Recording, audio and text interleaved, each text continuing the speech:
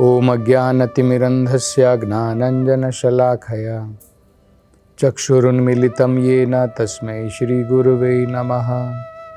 नमो ओम विष्णुपदाय कृष्णप्रेष्ठाय भूतले श्रीमते भक्तिवेदांत स्वामिन् इति नामिने। नमस्ते सरस्वती देवे गौरवाणी प्रचारिणे निर्विशेष शून्यवादी पाश्चात्य देश तारिणे। जय श्री कृष्ण चैतन्य प्रभु नित्यानंद श्री अद्वैत गदाधर श्रीवासदि गौर भक्त वृंद। हरे कृष्णा कृष्ण कृष्ण हरे हरे, हरे राम राम राम हरे हरे। हरे कृष्णा। तो 5वें स्कंद में अंत में जब शुकदेव गोस्वामी जी ने अनेकों प्रकार के नरकीय लोकों का वर्णन किया था, तो अत्यंत करुणा के कारण परीक्षित महाराज उन्होंने ये निवेदन किया, ये पूछा कि हे शुकदेव गोस्वामी जी, कृपा करके मुझे ये तरीका बताइए जिसके द्वारा व्यक्ति को मरने के उपरांत, शरीर छोड़ने के उपरांत नरक लोकों में ना जाना पड़े। उसके लिए व्यक्ति को क्या करना चाहिए?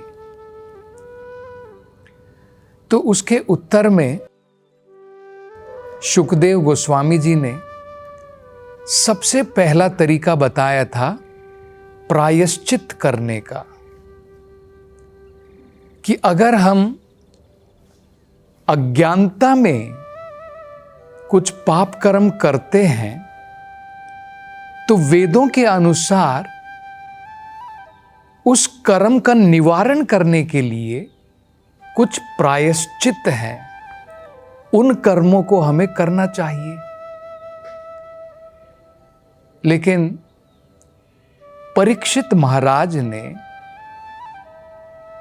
उन्होंने कहा कि शुकदेव गोस्वामी जी, ये तो अत्यंत उत्तम उपाय नहीं है, क्योंकि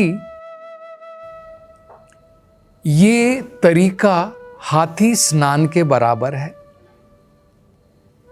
जैसे हाथी पानी में जाकर के अच्छा स्नान करता है, लेकिन पानी से बाहर निकलने के बाद दोबारा गंदा हो जाता है, दोबारा अपने ऊपर धूल छिड़क लेता है।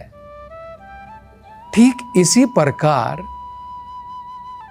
व्यक्ति हो सकता है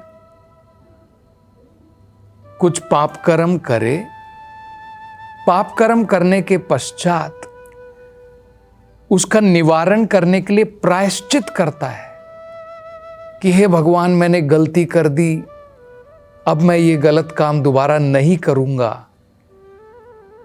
जैसे हम देखते हैं कि व्यक्ति हो सकता है चर्च में जाए, वहां पर पादरी के पास में जाकर के कहे कि हे पादरी जी, मैंने जो है कुछ गलत कर्म किए हैं, तो मैं भगवान से क्षमा चाहता हूं। तो ये प्रायश्चित होता है, अपनी गलती का एहसास करना। तो हो सकता है वो कुछ अपनी तरफ से फाइन दे दे पादरी को, और पादरी जो है उसको कुछ कर्म बताए कि तुम्हें व्रत करना है, तुम्हें कुछ तपस्या करनी है। परीक्षित महाराज कहते हैं इसमें कोई गारंटी नहीं है। क्या गारंटी है? व्यक्ति एक बार पाप कर्म करता है, मंदिर में जाकर के, चर्च में जाकर के भगवान से माफ़ी मांगता है, लेकिन क्या गारंटी है कि उसके बाद वो पाप कर्म नहीं करेगा? तो ये प्रायश्चित का ये जो कार्यक्रम है, वो कहते हैं ये अत्यंत उत्तम नहीं है। तब शुकदेव गोस्वामी जी उनको दूसरा तरीका बताते हैं जो इससे थोड़ा बेहतर है। वो कहते हैं कि ठीक है, प्रायश्चित की जगह व्यक्ति को ज्ञान अर्जित करना चाहिए। जब व्यक्ति अज्ञानी होता है, अज्ञानता के कारण अनेकों प्रकार के पाप कर्म कर सकता है। जैसे मान लीजिए हम किसी देश के अंदर में रहते हैं, हम अज्ञानी हैं कि भाई हमारे देश के कानून क्या क्या हैं। मान लीजिए मुझे पता नहीं है कि भाई मैं अगर किसी का मर्डर कर दूं तो मुझे जेल हो जाएगी, मुझे फांसी की सजा हो जाएगी। तो कहते हैं कि हमें ज्ञान होना चाहिए कि नियम क्या है, प्रकृति के नियम क्या है, किस कार्य को पाप कर्म कहते हैं, किस कार्य को पुण्य कर्म कहते हैं। तो परीक्षित महाराज कहते हैं ये तो अच्छी बात है, लेकिन इसमें भी कोई गारंटी नहीं है। अभी जितने चोर उचक्के हैं, क्या उनको ये पता नहीं है कि चोरी करने के बाद में मुझे जेल जाना पड़ेगा? जो व्यक्ति किसी का मर्डर करता है, क्या उसको ये ज्ञान नहीं है कि अगर मैं इसका मर्डर करता हूं तो मुझे फांसी की सजा होगी? लेकिन फिर भी उसके मन की ये पाप करने की जो इच्छा है वो तो दूर नहीं होती है ज्ञान प्राप्ति मात्र से। तो इसलिए अंत में शुकदेव गोस्वामी जी ने बड़ा सुंदर उदाहरण देकर के बताया कि जो व्यक्ति भगवान की भक्ति में लग जाता है, भगवान की प्रेम भक्ति में लग जाता है, उसके पाप कर्म भी नष्ट हो जाते हैं, पाप के फल भी नष्ट हो जाते हैं और पाप करने की इच्छा भी नष्ट हो जाती है। पाप करने की जो इच्छा है, जो बीज हमारे हृदय के अंदर में बैठे हैं, जो हमको प्रेरित करते हैं बार बार अनेकों प्रकार के पाप कर्म करने के लिए, वो भी नष्ट हो जाते हैं। और उन्होंने कौन सा उदाहरण दिया था? उन्होंने उदाहरण दिया कि जिस प्रकार से सूर्य की पहली किरण जब निकलती है तो घनघोर धुंध भी क्यों ना हो, घनघोर अंधेरा भी क्यों ना हो, सूर्य की पहली किरण के साथ में सारा अंधेरा दूर हो जाता है, सारी धुंध छट जाती है। ठीक इसी प्रकार से भगवान की भक्ति प्रारंभ मात्र कर देने से हमारे पाप कर्म और पाप कर्म करने की चेष्टा, पाप कर्म की जो चेष्टा है हमारे मन के अंदर में, वो भी नष्ट हो जाती है। अब अगला प्रश्न ये उठेगा कि ये तो बहुत बढ़िया बात है कि हम भगवान की भक्ति करें तो पाप कर्म करने की चेष्टा भी खत्म हो जाएगी और पाप कर्म के जो हमने अनजाने में पाप कर्म किए हैं उसके फल भी भुगतने नहीं पड़ेंगे, वो भी नष्ट हो जाएंगे। लेकिन भगवान की भक्ति कैसे करें, क्या तरीका है? तो अब शुकदेव गोस्वामी जी बताते हैं सबसे बढ़िया तरीका भगवान की भक्ति प्रारंभ करने का। वो कहते हैं अगर कोई भी व्यक्ति, चाहे वो पापी क्यों ना हो, अनेकों प्रकार के उसने पाप कर्म क्यों ना किए हों, अगर वो एक महान भक्त के संग में आ जाता है, उनका संग करता है और उनकी सेवा में लग जाता है, तो कहते हैं उसके द्वारा वो भगवान की भक्ति में लग सकता है। ये हमने पहले भी भागवत में देखा है। भागवत में कहा था महत् सेवाम द्वारम आहुर विमुक्ते। अगर हम असत लोगों का संग करते हैं, जो लोग इंद्रिया भोग में मग्न हैं, जो दारू पीते हैं, नशा करते हैं, जो पराई स्त्रियों के साथ में संबंध रखते हैं, इसको असत संग कहते हैं। अगर हम उनका संग करेंगे तो कहते हैं नरक के द्वार खुल जाएंगे। इसका ही उल्टा है, अगर हम भगवान के महान भक्तों को, इसको ही तो सत्संग कहते हैं, उनका संग करेंगे, उनको क्या कहते हैं? महत, महान, महात्मा। अगर हम उनकी सेवा में लग जाते हैं, महत सेवम द्वारम आहुर विमुक्ते, हमारी मुक्ति के द्वार खुल जाते हैं। तब अगला प्रश्न ये उठेगा, भाई ये तो अच्छी बात है कि अगर हम महात्मा की सेवा में लग जाएं तो हमारे मुक्ति के द्वार खुल जाएंगे, क्योंकि हम भगवान की भक्ति प्रारंभ कर पाएंगे। लेकिन महात्मा को कैसे पहचाने? आजकल तो सब लोग अपने सामने महात्मा लगा देते हैं, ये महात्मा, ये महात्मा। महात्मा के लक्षण क्या होते हैं? तो महात्मा के लक्षण भी भगवत गीता में बताए हैं। उसके लक्षण क्या होते हैं?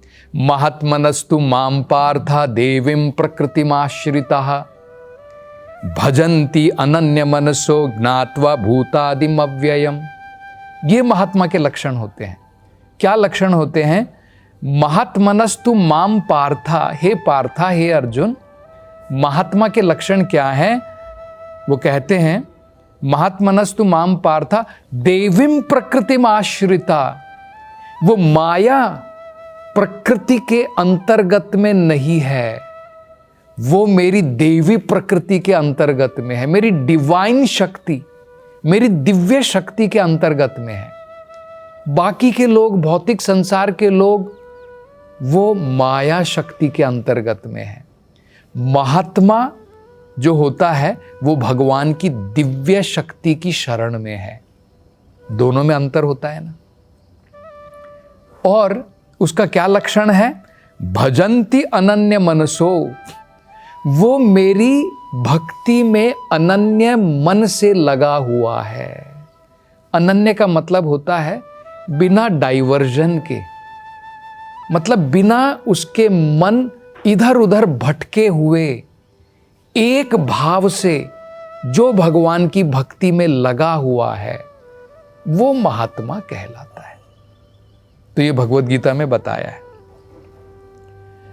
और जो उन्होंने ये महात्मा के लिए जो सुखदेव गोस्वामी जी ने शब्दों का प्रयोग किया है, वो क्या कहते हैं? वो देखिए वो क्या कहते हैं। वो कहते हैं कृष्ण अर्पिता प्राणः, जिसके लिए उसका जीवन, उसका सब कुछ केवल भगवान है, वो महात्मा है। ऐसा नहीं कि मेरे लिए ये भौतिक संसार में भी मेरी आसक्तियां हैं और उसके साथ साथ में भगवान के साथ में भी आसक्ति है। नहीं, जिसका प्राण, जैसे शरीर में हमारा प्राण सब कुछ होता है, प्राण निकल गया तो शरीर में कुछ नहीं बचेगा। इसी प्रकार से जिस व्यक्ति का प्राण ही भगवान है, वो महात्मा कहलाता है। और सुखदेव गोस्वामी जी कहते हैं कि ऐसी कोई भगवान का जो भक्त होता है, वो भगवान की भक्ति में इसलिए नहीं लगा है कि मुझे नरक लोक की यात्रा नहीं करनी पड़ेगी, इसलिए भगवान की भक्ति में नहीं लगा है कि मैं भगवान की भक्ति कर लूंगा तो मुझे नरक लोक नहीं जाना पड़ेगा। भगवान का भक्त जो है नरक लोक जाने से भी नहीं डरता है। ये तो भगवान की कृपा होती है कि भगवान के भक्त को नरक लोक जाना ही नहीं पड़ता है। लेकिन अपनी तरफ से भगवान का भक्त नरक लोक जाने के लिए भी तैयार है, उसको वहां पर भी भय नहीं है। भागवत में एक बड़ा सुंदर श्लोक आता है जिसमें यह बताया है, नारायणः परः सर्वे, जो व्यक्ति नारायण परायण है, मतलब जिसका सब कुछ भगवान नारायण है, नारायणः परः सर्वे न कुतश्चन बिभ्यति, न कुतश्चन बिभ्यति, उसको कोई डर नहीं है, किसी भी परिस्थिति का डर नहीं है, कोई भय नहीं है। आगे कहते हैं स्वर्गा अपवर्गा नरकेषु अपि तुल्यार्थदर्शिनः। इन तीनों चीजों को बराबर नजर से देखता है, बराबर दृष्टि से देखता है, उसके लिए कोई फर्क नहीं है। स्वर्ग जाने के लिए भी फर्क नहीं है, स्वर्ग अपवर्ग, इस संसार से मुक्ति मिल जाए उसके लिए भी उसको कोई फर्क नहीं है। नरकेषु, या नरक की यात्रा क्यों ना करनी पड़े उसके लिए भी उसे कोई भय नहीं है। जब भक्त के जीवन में कष्ट आता है तो वो भगवान को दोषी नहीं ठहराता है, हे भगवान मैं तो आपकी भक्ति में लगा हूं, मेरे जीवन में क्यों कष्ट दे दिए। वो भगवान को दोषी नहीं ठहराता है। भक्त का लक्षण क्या है? कष्ट में भी भगवान की कृपा को देखता है, भगवान की कृपा को देखता है। तो ये भी भागवत में बताया गया है, तत्ते अनुकंपा सुसमीक्षमाणः। जब उसके जीवन में दुख भी आता है, उस दुख को भी भगवान की कृपा ही समझता है। जब सुख आता है वो भी भगवान का प्रसाद है, और जब दुख आता है तब ऐसा नहीं कि भगवान को दोषी ठहराता है। वो समझता है कि भगवान, सुख दुख मैं अपने कर्मों के फलों के कारण प्राप्त करता हूं। आप तो कृपा करके क्या करते हैं? अगर कोई भगवान की भक्ति में लगा है, उसके दुखों का पूर्ण रूप से निवारण करके कुछ छोटे मोटे दुख अगर मैं प्राप्त करता भी हूं तो हमें समझना चाहिए कि वो भगवान की ही अनुग्रह है। तो और आगे इस बारे में शुकदेव गोस्वामी जी क्या बताएंगे, इसकी चर्चा हम अगली कथा में करेंगे। हरे कृष्णा।